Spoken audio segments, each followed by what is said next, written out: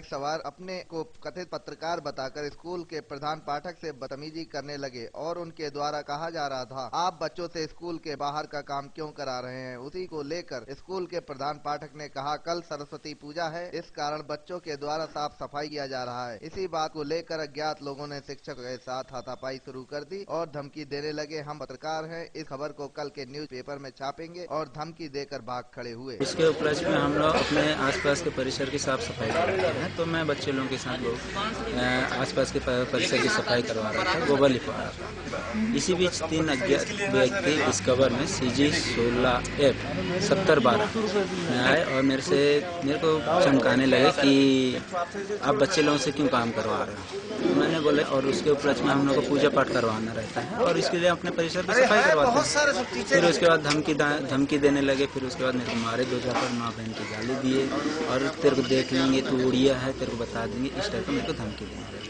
ये अभी एक जगन्नाथ नाहक नाम के एक प्रधान पाठक हैं, प्रभारी प्रधान पाठक प्राथमिक शाला भंडारदेही में, वो आज उपस्थित आए थे और उन्होंने एक आवेदन दिया है कि कुछ 3 व्यक्ति जो है एक मोटरसाइकिल CG 16F 7012 में बैठ कर आए थे। उन्होंने अपने आप को मीडिया कर्मी बताया और बच्चों से वहाँ जो ये काम चल रहा था स्कूल में, उसी बात को लेकर ये बच्चों से काम क्यों करा रहे हो, कैसे करा रहे हो कहकर, और उनसे जो है अभद्र व्यवहार किया, धक्का मुक्की करने का संबंध में आवेदन दिया है उन्होंने। धक्का मुक्की वैसा कोई खास इंजर्ड या चोट इस टाइप का बात नहीं हुआ, लेकिन उनके लिखे अनुसार और बताए अनुसार जो है धक्का मुक्की उनसे की गई है।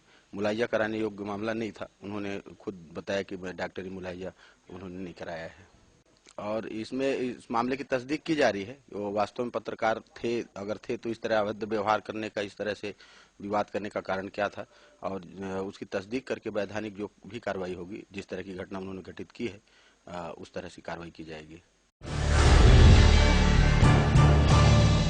वहीं इस संबंध में उनके परिजन से जब हमने बात की तो उनका साफ कहना था कि हमारी बच्ची को कोई बीमारी नहीं थी और हॉस्टल वाले रातों रात यहाँ छोड़कर चले गए थे। 9वीं में वहाँ डाला था ना भाई, आखिर लापरवाही हुआ तब तो ऐसे मतलब आखिर हो कैसे जाता है ऐसे। भाई हुई है तो भाई हुआ होगा, वहाँ हुआ होगा, यहाँ तो कुछ नहीं हुआ है।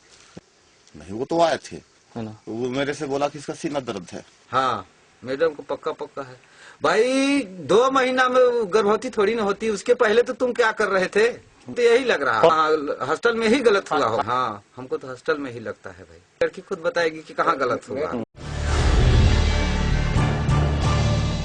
जनपद कानपुर देहात के माती मुख्यालय स्थित DRDA कार्यालय में कर्मचारियों और अधिकारियों के बीच चल रहा वेतन के नाम पर विवाद थमने का नाम नहीं ले रहा है। जहां एक और कर्मचारी 1 वर्ष से वेतन न मिलने पर आक्रोशित है, वहीं दूसरी ओर अधिकारी किसी प्रकार की सकारात्मक कार्रवाई नहीं कर रहे हैं। इसके चलते आज कर्मचारियों का पारा चढ़ गया और उन्होंने कार्यालय के गेट पे ताला डालकर अधिकारियों का गिरफ्तार करते हुए कार्य को बहिष्कार किया। वहीं अधिकारी जिला अधिकारियों से बात कर रहे हैं, इस समस्या का निदान करने की बात कह रहे हैं। लोगों को विगत 12 माह से तनख्वाह नहीं मिली, बिना वेतन के हम लोग काम कर रहे हैं। 2 माह पहले हम सभी लोग CDO साहब के कक्ष में गए थे और उनसे निवेदन किया था कि हम लोगों को तनख्वाह दी जाए। CDO साहब ने कहा कि हम DRDA कार्यालय में बैठ करके आप लोगों की वार्ता सुनेंगे और वहीं पर हल निकालेंगे, लेकिन CDO साहब आज तक DRDA कार्यालय में बैठ के हम लोगों की बात नहीं सुनी। वेतन नहीं मिल पाया है, वेतन में क्या समस्या है, किस तरह से इनको वेतन दिया जाए, इसके लिए चर्चा CDO साहब से होगी, उसके बाद आगे कार्रवाई की जाएगी।